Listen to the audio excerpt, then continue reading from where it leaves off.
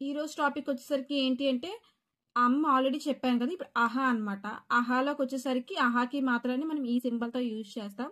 The symbol of అహా అంటాం. ఈ సింబల్ ని మనం అహా అంటాం. విస్రగ్, దీన్నే మనం విస్రగ్ అని కాల్ చేస్తాం. అహా సింబల్ అనేది ఇది అనమాట. ఇందులోకి వచ్చేసరికి ఫస్ట్ వర్డ్ నమ్హ. ఇక్కడ ఏదైతే ఈ సింబల్ ఉందో దాన్నే అహా అంటాం. సో ఇది ఫస్ట్ లెటర్ నా, మా, ఇదేమో అహా, నమ్హ అని పలకాలన్నమాట. దాన్నే మనం ఇంగ్లీష్ లో సెల్యుటేషన్, SALUTATION సెల్యుటేషన్ అంటాం.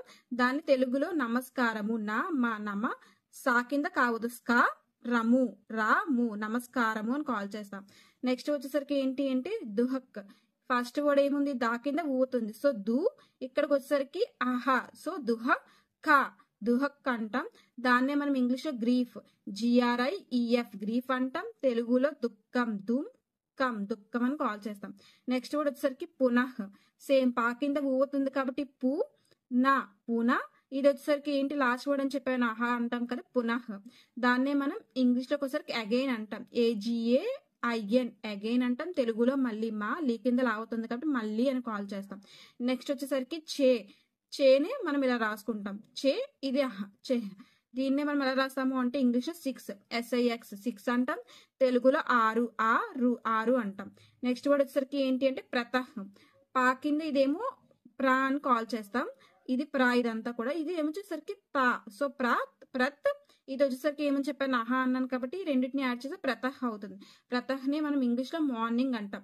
MORNING మార్నింగ్ అంటాం. తెలుగులో ఉదయం, ఉదయం అని కాల్ చేస్తాం.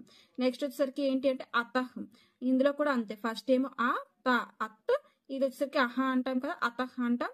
దాన్నే మనం ఇంగ్లీష్ లో therefore, THERE there, FORE therefore అంటాం. తెలుగులో అందువలన, అందువలన అని కాల్ చేస్తాం. నెక్స్ట్ వర్డ్ వచ్చేసరికి ఏంటి అంటే యమః. ఇది మా, సో యం. ఇది వచ్చేసరికి అహా అంటాం కాబట్టి యమహ. దాన్నే మనం తెలుగులో యమ అంటాం. YAMA యమ అంటాం. అలాగే ఇంగ్లీష్ లో యమ అంటాం. తెలుగులో కూడా సేమ్ యమ, యమ అని కాల్ చేస్తాం. నెక్స్ట్ వర్డ్ వచ్చేసరికి కక్కహ. ఇది క అహ. సో కక్కహ అంటాం. దాన్నే మనం ఇంగ్లీష్ లోకి వచ్చేసరికి క్రౌ, CROW క్రౌ అంటాం. తెలుగులోకి వచ్చేసరికి కాకి అంటాం. నెక్స్ట్ వచ్చేసరికి ఏంటి అంటే పిక్కహ. పిక్కహ అంటాం. దీన్నే మనం ఇంగ్లీష్ లో కుక్కు, CUCKOO కుక్కు అంటాం. దాన్నే మనం తెలుగులో కోకిల, కోకిల అని కాల్ చేస్తాం. నెక్స్ట్ వర్డ్ వచ్చేసరికి ఏంటి అంటే ఫలతః. ఇది ఫలత్ అహ్. ఇది వచ్చేసరికి అహ అంటాం కదా, ఫలతః. దాన్నే మనం ఏంటి అంటే ఇంగ్లీష్ లో రిజల్ట్ అంటాం. RESULT రిజల్ట్ అంటాం. తెలుగులో ఫలితం, ఫలితం అంటాం. నెక్స్ట్ వర్డ్ వచ్చేసరికి ఏంటి అంటే ఇది కూడా సపరేట్ గానే చదవాలి. ఇది వచ్చేసరికి ఏంటి, ఇలా ఉంటే కదా, సో ఇది అంత. ఇది వచ్చేసరికి ఏంటి అహ, అంతః అంటాం.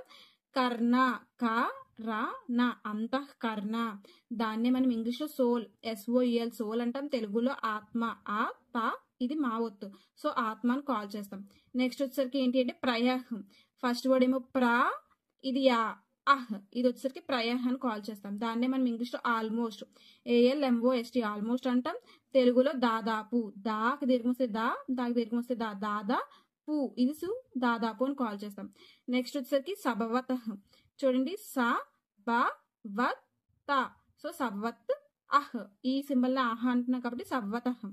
దీన్నే మనం ఇంగ్లీష్ లోకి వచ్చేసరికి పెర్హాప్స్, PERHAPS పెర్హాప్స్ అంటాం. తెలుగులోకి వచ్చేసరికి బహుశా, సాకి దీర్ఘం వస్తే బహుశా అంటాం. నెక్స్ట్ వచ్చేసరికి ఏంటి అంటే క్రమశ అంటాం. ఇది ఇది వచ్చేసరికి షా అన్నమాట. ఈ రెండు కూడా యాడ్ చేస్తే షా అంటాం. సో క్రమశ. ఇది వచ్చేసరికి ఏంటి అహ అంటాం కదా, ఈ సింబల్ ని క్రమశ. దాన్నే మనం వచ్చేసరికి ఏంటంటే ఇంగ్లీష్ లో గ్రాడ్యువల్లీ అంటాం. GRADUALLY గ్రాడ్యువల్లీ అంటాం.